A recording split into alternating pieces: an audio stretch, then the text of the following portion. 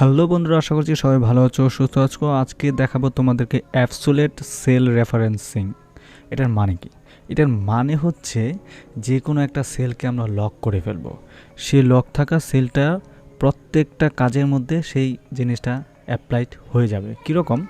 আমরা যদি এখানে একটু খেয়াল করি তাহলে দেখো এখানে একটা কমিশন দেওয়া আছে, কমিশন অ্যামাউন্ট, বাট এখানে জানুয়ারিতে ম্যানেজারদের বেতন কে কত পেয়েছে এবং প্রত্যেকের একটা কমিশন দেওয়া হয়েছে।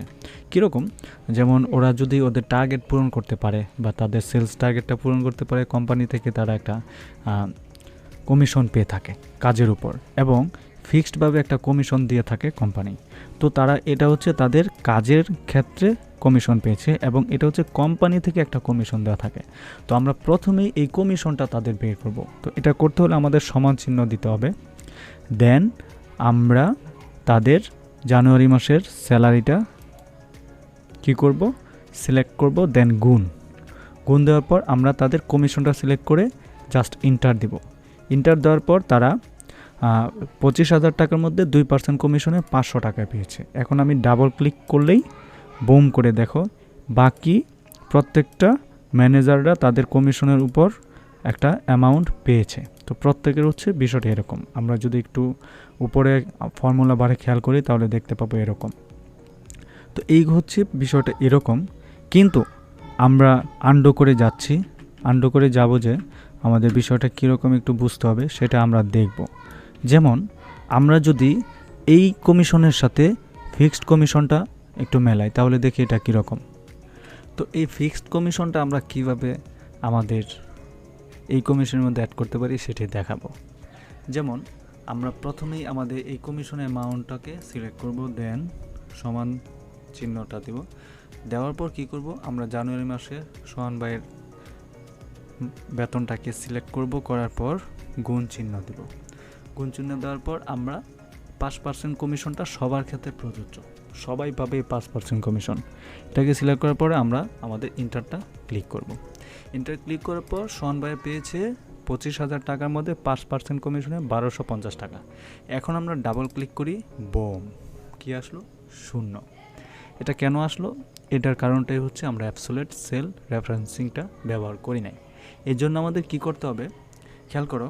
আমরা যদি আমাদের এই সেলে ক্লিক করি তাহলে এখানে দেখাচ্ছে B4 এবং G4।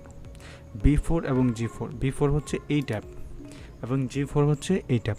এই দুইটা ট্যাব গুণ হচ্ছে। তো এই দুইটা ট্যাবের মধ্যে গুণ হচ্ছে কোনটা? এই সেলটা। ওকে, এই সেলটা গুণ হচ্ছে। পরের বার কোনটা গুণ হচ্ছে? পরের বার এটা, তারপর এটা। বাট এইখানে কিন্তু নিচে কোনো ইনফরমেশন নাই। যেমন G4-এ একটা ইনফরমেশন আছে 5% কমিশন, বাট G5-এ কিন্তু কোনো কমিশনের অপশন নাই। তো এর জন্য আমাদের এই সেলটাকে লক করার একটা সিস্টেম বা ওয়ে দেখাইতে হবে। কীরকম? আমরা এখানে যাই বা এই নিচে দেখি, নিচে দেখানোর পর দেখো B5 G5। এখানে B5 বলতে হচ্ছে নিলয়, হ্যাঁ, 35,000 টাকা, এবং তার সাথে কমিশনটা হচ্ছে G5। কোনটা? এটা হচ্ছে G5, রাইট? G5 sell. তো এই অপশনে কিন্তু আমাদের, অর্থাৎ এই সেলটাতে কিন্তু কোনো কমিশন নাই। তো সেক্ষেত্রে আমাদের কি করতে হবে? আমাদের সেক্ষেত্রে যে কাজটা করতে হবে, আমাদের এই যে প্রথম সেলটা আছে এই সেলটাকে লক করে দিতে হবে। আমরা এখানে ডাবল ক্লিক করি, ডাবল ক্লিক করার পর দেখো আমাদের এই সেলটাকে লক করতে হবে। তো এই সেলটাকে আমরা এখানে ক্লিক না করে আমাদের যেখানে ফর্মুলা ব্যবহার করছি সেখানে আমরা এই কলামটাকে লক করব। দেখো আমরা এই জি এর আগে একটা ডলার সাইন দিব এবং জি এর পরে একটা ডলার সাইন দেব। ওকে, দেওয়ার পরে জাস্ট ইন্টার দিব। এবার ইন্টার দেওয়ার পর আবার ডাবল ক্লিক করি, বম, দেখো প্রত্যেকটা কাজ হয়ে গেছে। কেন হয়ে গেছে একটু খেয়াল করি। আমরা এখানে ক্লিক করলাম, dollar sign G4, B4 G4, পরেরটায় যাই, দেখো B5 G4, অর্থাৎ B5-এর সাথে গুণ হওয়ার কথা ছিল এইটা, রাইট? এটার সাথে গুণ হওয়ার কথা ছিল এইটা, এই দুইটা সেল। বাট এখন এই B5-এর সাথে গুণ হয়েছে এটা, আবার এটার সাথে গুণ হয়েছে এটা, অর্থাৎ প্রত্যেকবার সে এই সেলটাকে গুণ করবে। এই হচ্ছে কারিশমা, এটাকে বলা হয় অ্যাবসোলিউটলি রেফারেন্সড। তো সেই ক্ষেত্রে তোমরা খুব ভালোভাবে বুঝতে পেরেছো এভাবে কি করতে হবে।